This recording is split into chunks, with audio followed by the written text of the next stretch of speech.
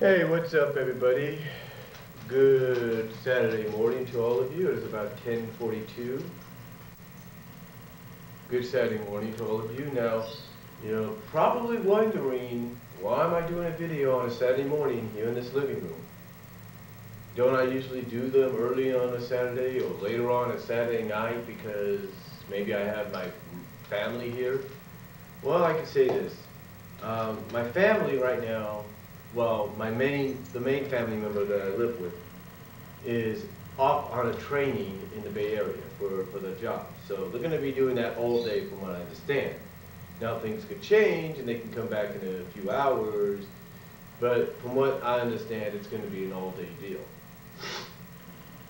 Now, the reason I'm doing this video is to talk about Jeff Meacham's latest Talk Wrestling HD video that he did yesterday. Now yesterday, just like I mentioned in a previous video, I talked about I responded to his other video where the title was called Rock Kills PG WWE or whatever. Here I want to respond to something else, to the other things he talked about yesterday. Christian, Jeff Hardy, and Matt Striker. Okay. First of all, let's start with Christian. Let's start with Christian. And sorry if it went a little dark. Clouds are going over the sun outside. Let's talk about Christian for a second. Somebody asked Jeff if we're ever going to see Christian in the main event. If we're ever going to see Christian as world champion or even WWE champion. Okay. Here's the thing on Christian. In 2005, around the end of October, his contract expired. Now, he did fulfill the rest of his obligations with WWE on the Halloween edition of Raw and then the following night at the Taboo Tuesday pay-per-view. And after doing that, 12 days later, he showed up at the TNA Genesis pay-per-view. Now, after that, as we all know, he went on to become NWA champion, which was TNA's world title at the time, twice. Once as a face and once as a heel. And then he went back to being a babyface. Now, a lot of people that ask this question a lot of fans like myself that would probably ask this question to people like Jeff, the Off the Ropes show, the guys at Off the Ropes, J-Dub, PWI Torch, the Pro Wrestling Report on Max Sports. Anytime we ask this question, we always want to know, every time we ask this question, we usually get the same answer almost. And that same answer is what I'm going to talk about here. You see, Jeff pointed it out yesterday in his video.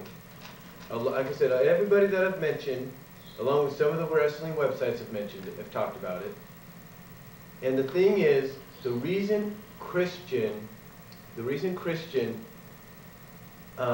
has not been put into main event status yet, has not been put into the world title or WWE title picture yet, has not been given a run with either championship since he's been back, is because basically he pulled something that very few wrestlers have done. He pulled, well, I don't know, it goes by a new, if you want to use wrestlers' names, you could say he pulled a Lex Luger, a Kevin Nash. You could say he pulled a Rhino, a Jeff Jarrett. You can mention all those names and say he pulled that. Because if you take a look at history, Lex Luger basically made Vince McMahon think he was going to stay with him, wrestled his last match in Nova Scotia the day before the first Nitro went on the air. And what happened? The day after, instead of heading back to the WWE, instead he probably took a separate plane, went to Minneapolis, went to the Mall of America. There you go.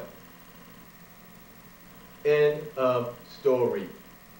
You know what I mean? End of story. Now, the same can be said for Kevin Nash. Kevin Nash said the same thing. You know, he made Vince think he was with them. Next thing you know, Kevin Nash shows up basically about a week or so after the whole MSG incident, and now he's on Nitro.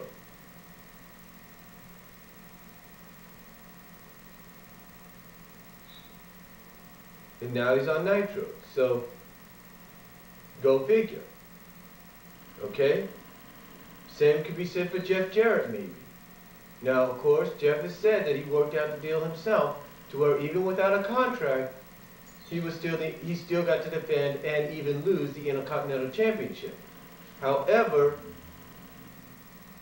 you know, he still pulled a situation to where instead of waiting, he went over to the competition the next night. Get what I'm saying? I mean, Rhino did the same thing back in 2005. Angle, according to some sources, did the same thing in 2006. Basically, what all these guys have in common with Christian is the fact that they arrived in a rival promotion basically before their no complete clause or whatever kind of contract status they had with the WWE was up. Now, not saying that some of these guys, some other wrestlers out there didn't do the same thing when they went to WWE, because they probably did. I'm not saying that they did. But still, that's exactly what Christian did. He pulled that same stunt. And that is why when he came back to WWE in 2009, that Vince McMahon put him on ECW.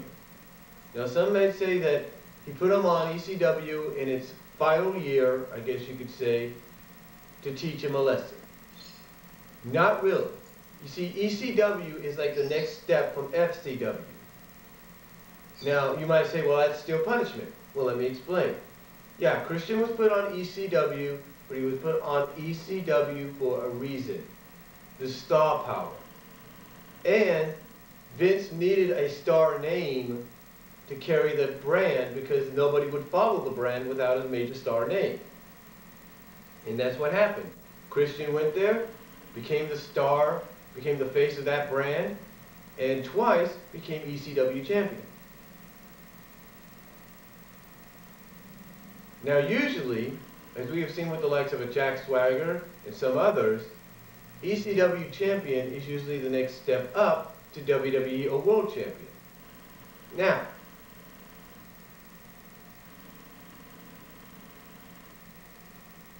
Now, some may say, well, Christian did that, shouldn't he get a shot at being World Champion? Some may ask that. Yeah, I honestly think he should get that run very soon, but here's the thing.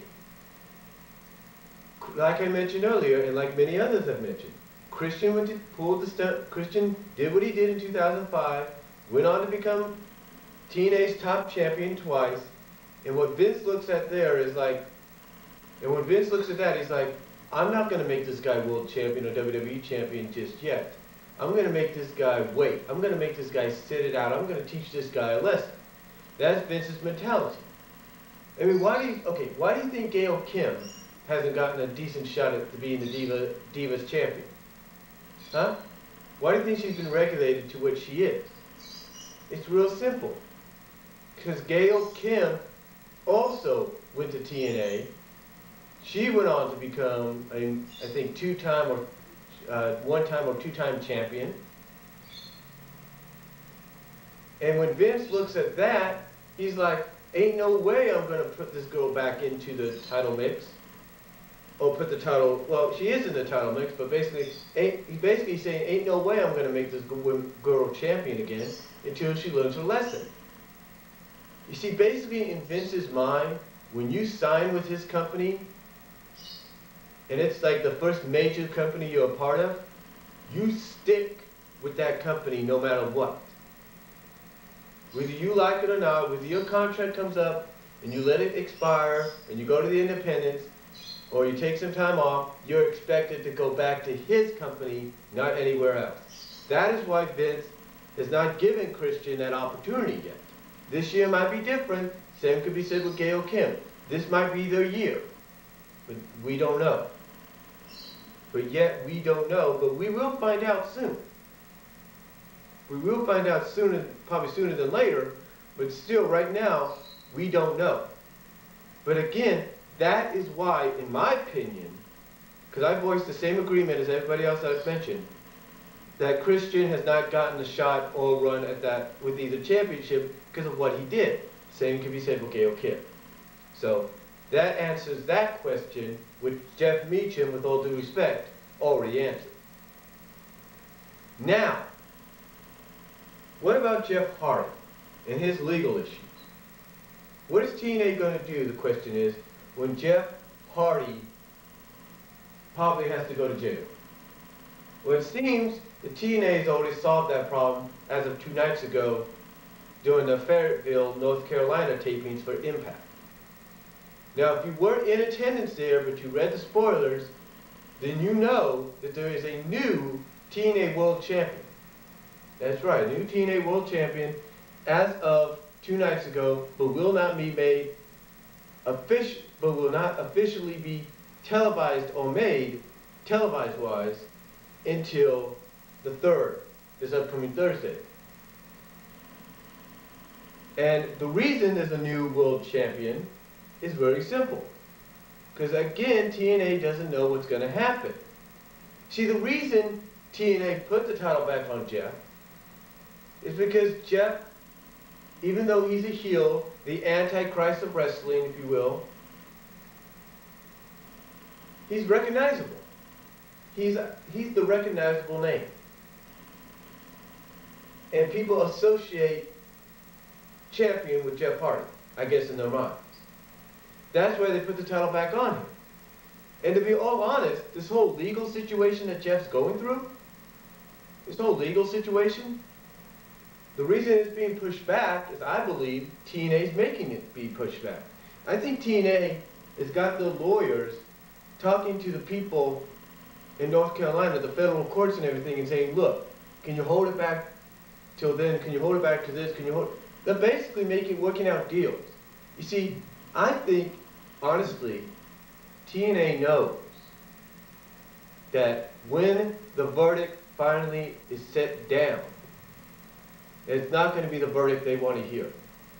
It's going to be a verdict that's going to probably cause Jeff Hardy to spend time behind bars. And that's not what TNA, that's not what Dixie, Hogan, and Bischoff, Russo, none of them want to hear.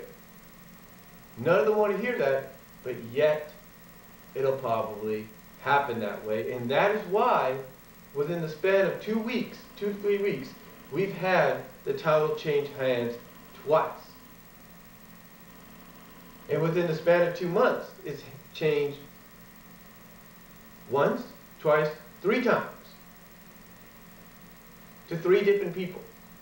From Jeff to Anderson to Sting. That is what's happened. Now,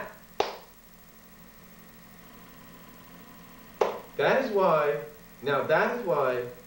Jeff Hardy lost the title against All Odds. That's why 2 nights ago he lost the title again. And at the Fayetteville, North Carolina tapings. Because TNA is not sure of what the verdict's going to be. If the verdict's going to be one that that they'll like and they'll love, that allows Jeff Hardy to still do his job, still perform in the ring, then there's no doubt they'll probably put the title back on Jeff.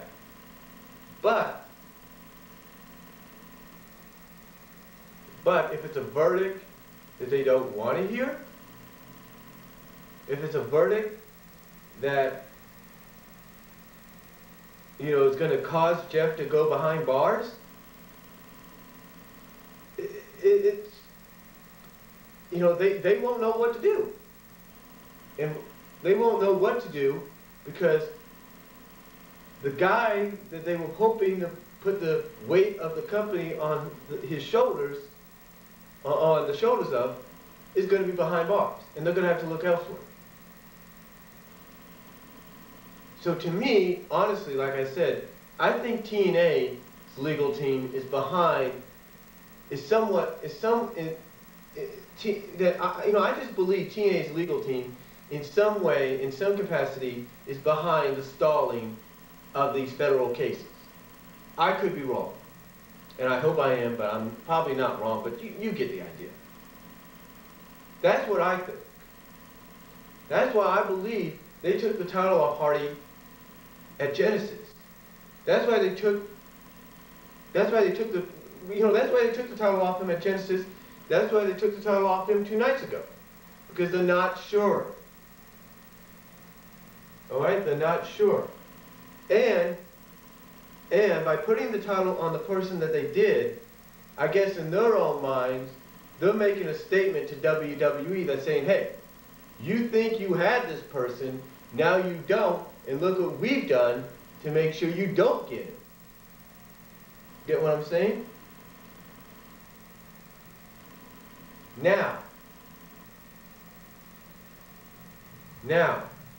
another thing I want to talk about that they talked about last night, or Jeff talked about in his video yesterday, Matt Striker.